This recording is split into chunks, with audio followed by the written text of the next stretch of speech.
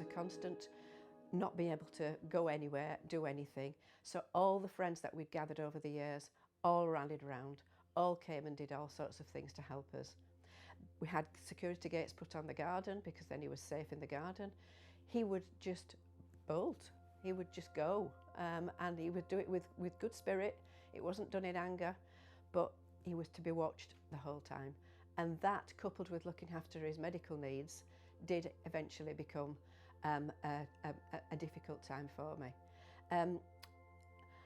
I've not got a problem with care homes, but at our lowest, when Mike had been here with me for about 6 years, my GP said that I was exhausted and Mike needed respite care, at least for a weekend, and I was very reticent to let him go.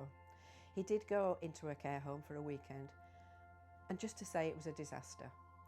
They didn't treat him like I treated him. They left him in bed for hours on end. It wasn't a success, and that was me in care homes done.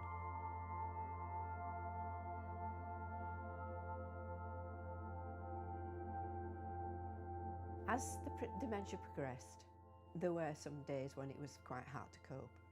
I can remember one particular occasion when I was at Mass with Mike, and it was around the time of the November Dead List and Remembrance time, and it was quite sad, and I had a tear or two while I was at Mass.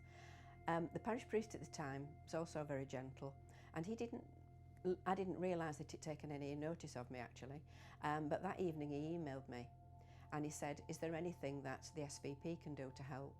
So I know that you're struggling, so is there anything that they can do to help?" And I emailed him back and said, "Well, to be honest, Father, I don't know, because he's not a dominoes and darts kind of a man. He's not a man who will sit and talk and talk and talk." And I said he likes to walk. So things were put in place.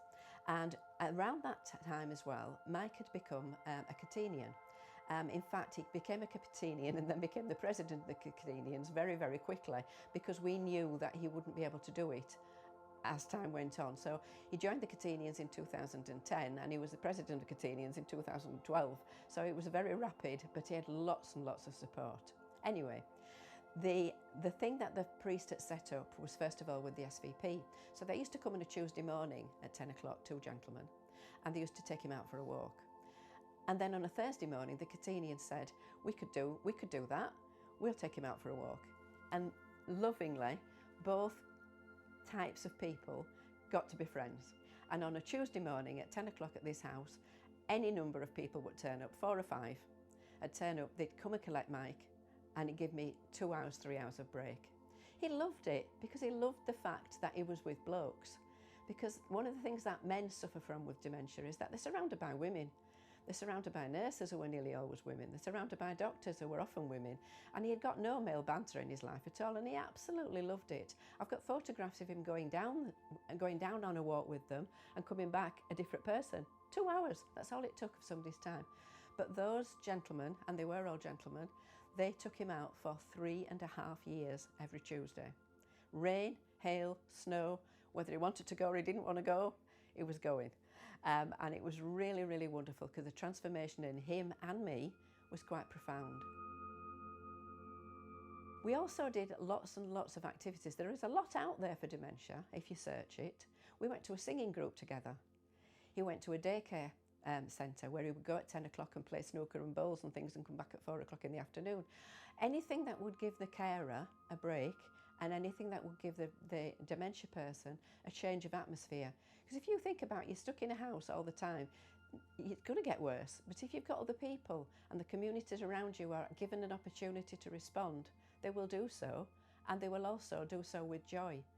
So I'm always going to be grateful for all that community help, because without it, it would have been a longer, harder journey.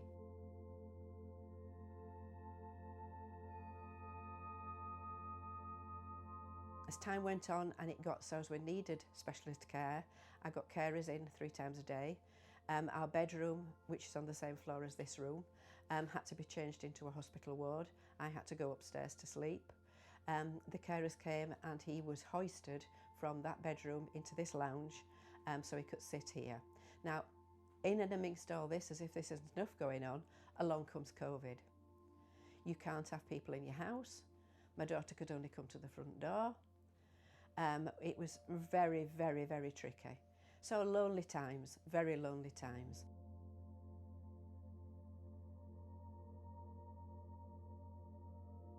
It was very, very, very, very strenuous, very, very difficult times, but God was with us throughout all of it. I'm no saint. I lost my temper. I was crying. There were things that weren't always perfect, but at the end of the day, he knew I loved him.